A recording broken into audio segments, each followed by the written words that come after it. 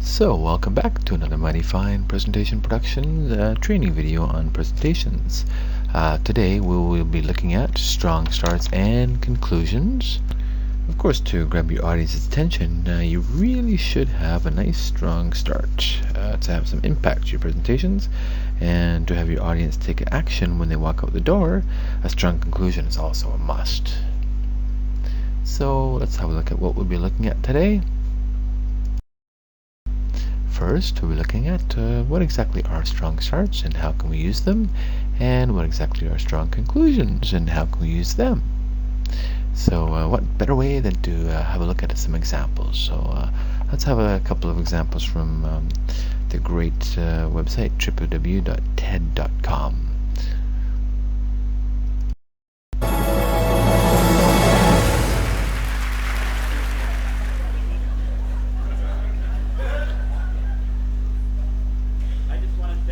Last few years, I've been had the opportunity to do this closing conference, and I've had some incredible warm-up acts. About 8 years ago, Billy Graham opened for me, and All right, that's a wonderful example of using some humor. At the beginning, you have to be pretty confident to pull that one off, and of course this guy does. So let's have a look at another one.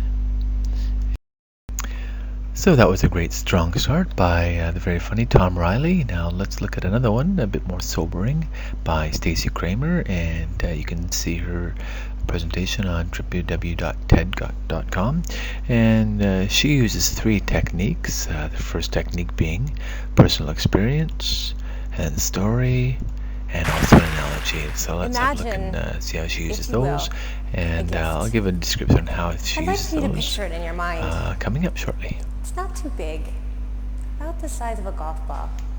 So envision what it looks like all wrapped up. But before I show you what's inside, I will tell you it's going to do incredible things for you. It will bring all of your family together. You will feel loved and appreciated like never before, and reconnect with friends and acquaintances you haven't heard from in years. Adoration and admiration will overwhelm you. It will recalibrate what's most important in your life. It will redefine your sense of spirituality and faith. You'll have a new understanding and trust in your body. You'll have unsurpassed vitality and energy. You'll expand your vocabulary, meet new people, and you'll have a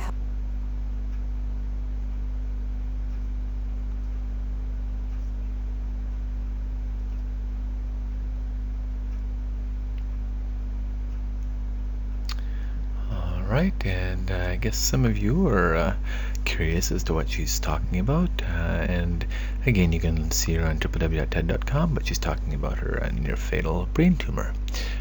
So let's look at what exactly are strong starts.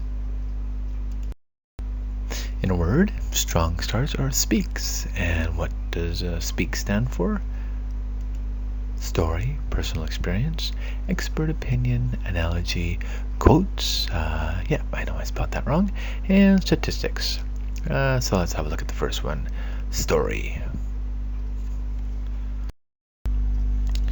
So the first one, story, tell a story that everyone can relate to. So for example, Joe Smith was hired to be a Santa at the mall last year. He was very happy to get the job, and he loved to make children happy. Unfortunately, he didn't invest in a good beard, so the children all saw Joe Smith, not Santa. It was a disappointing Christmas for Joe and, of course, many young children. So let's look at how we can avoid this. So let's look at the next one. And the next one is personal experience. Share something to create an emotional bond.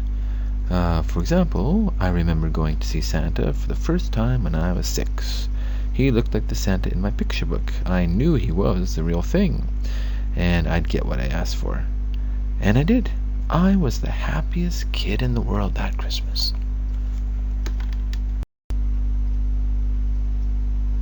You can use expert opinions to gain trust. For example, I was having lunch with Santa himself, and he said that Some fake beards on the market are even better than mine. The real thing. Ho, ho, ho. And then we have analogy. What is an analogy? Paint the picture to explain complicated information, such as the best way to describe our beards is like hugging your trusted teddy bear when you were young. That's what our beards deliver: comfort, trust, and familiarity.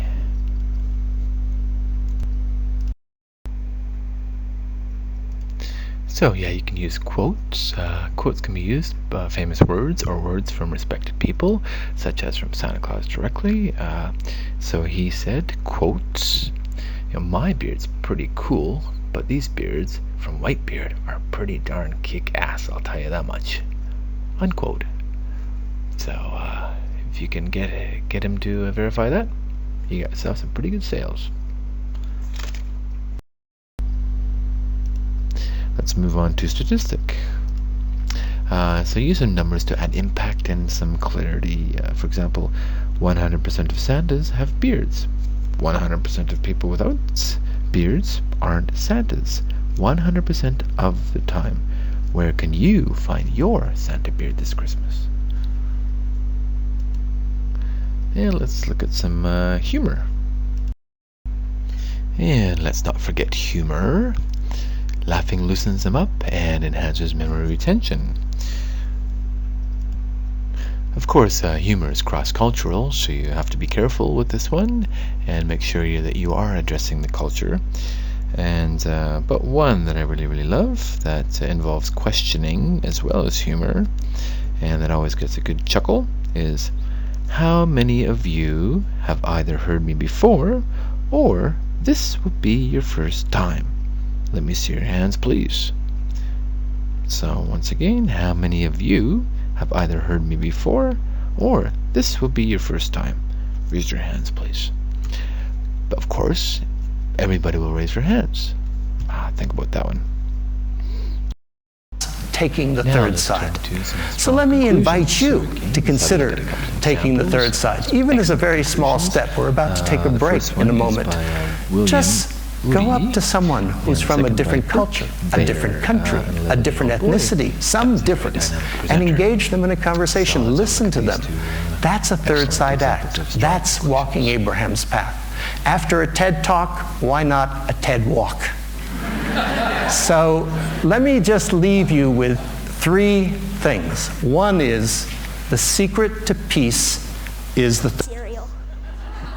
And that, my friends, is how we can make a difference, one kid at a time. So next time you're at the grocery store, think local. Choose organic, know your farm, and know your food. Thank you.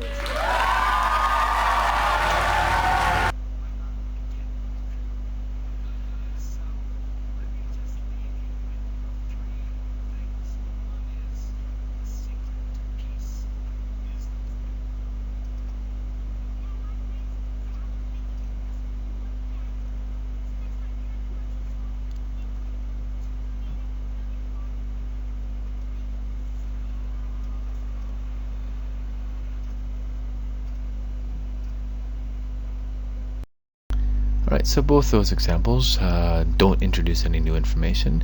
They use very powerful words and they both have a call to action. One being you go out there and you talk with people, and the other being eat organic foods or think about what you eat and promise them hope for the future. They both promise a very bright future, healthier future, and a future with less terrorism, basically. So a call to action is just exactly what you want the audience to do after they walk out the door.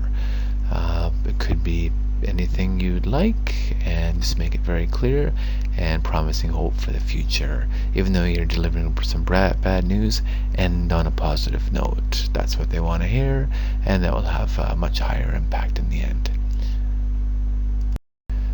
So again, just these tips will help you, but use them with the other 9 and you'll have even more dynamic and memorable presentations. So be sure to visit us at mightyfinepresentations.com for ebooks and more videos, and also some mentoring programs and some tutoring programs and online video training. Please have a visit and let us know what you think. Thank you again for your time, and hopefully we'll see you at the next little presentation. All right, cheers. Bye-bye.